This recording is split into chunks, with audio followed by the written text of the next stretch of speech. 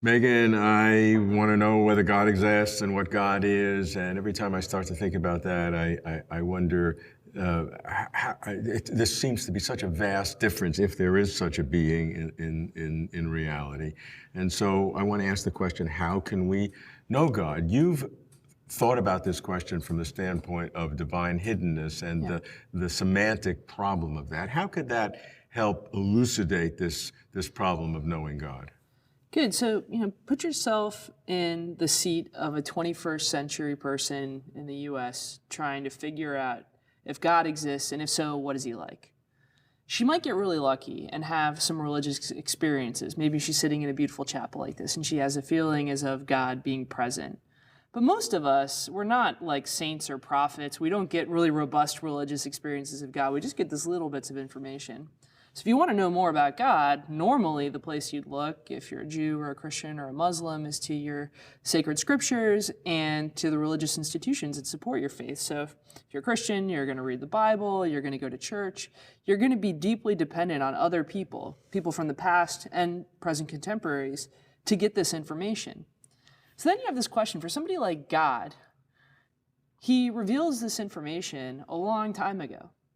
And even the name, like, God is something that's contested. Like, even if you might raise this question, like, who exactly am I thinking about? Or is this, like, word that I'm using to think glomming on to some being in the universe? And you might start to get nervous just because you realize we've been playing this telephone game for so long in history of, like, God discloses a little bit of who he is to this one person, and he tells other people about it, and it gets passed on through the years.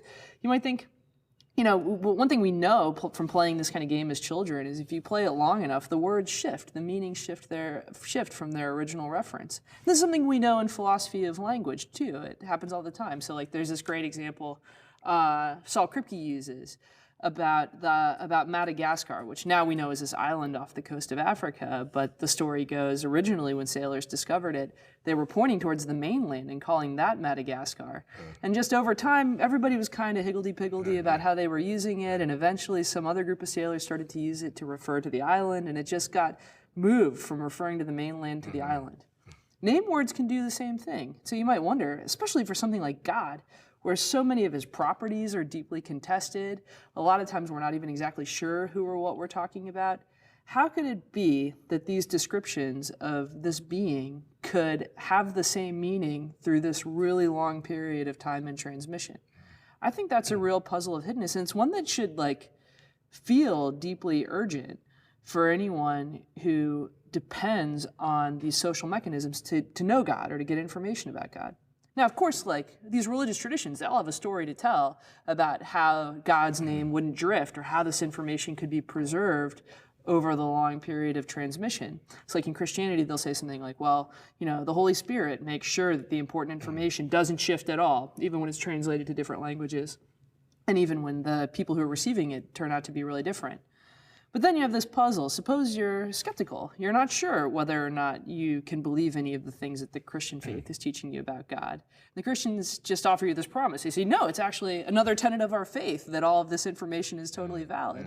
Well, how is that a convincing move to make in the argument? In Judaism, you have the concept that the name is so sacred you're not allowed to say it, and if you do, it's blasphemy. So you say the name by saying literally the name. Yes. You're not allowed to pronounce this word. In fact, people don't even know how to pronounce it anymore in reality. Yeah. It just has some consonants there that people say Yahweh, but that's not the original pronunciation. As a philosopher, you have to have huge respect for those prohibitions because you realize, like, a name word for an entity that is as transcendent and as old as God, it's very hard to name things like that. So if you have the good fortune to get one of those name words in your community, you should protect it under all circumstances, because one thing we know about language is because it's so social, the more we share or pass around a name word, the more likely it is to change its reference. So I think there's actually a really good philosophical justification for that view of naming in Judaism. And not just the additional theological assumption that there's something sacred, there's some sacred power in the name itself. Right, some mystical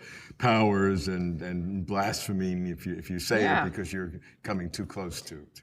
I mean, part of the story could just be like you've got this really rare and precious way of referring to a being that's really hard to think about. guy that you might want to just keep safe, which I respect. Yeah. So what are the implications of that for people who want to try to know what this 3-letter English word means? So I think one implication is if you're not willing to buy into the stories these traditions say for how names get fixed, you're in for a big skeptical puzzle for thinking about God, like outside of a tradition, because you should be really skeptical about whether or not we're able to refer to something like God in our thoughts or in our speech. Now, some people might think, God is just a hidden description. This is a theory of names that's been very popular in philosophy. So you say something like, God's not like a word that like sticks rigidly to one thing in the universe, but instead God's just a little abbreviation for the description of like whatever the creator of the universe was. And if that's how you view it, then it shouldn't be that puzzling about how you use it to refer to the creator of the universe.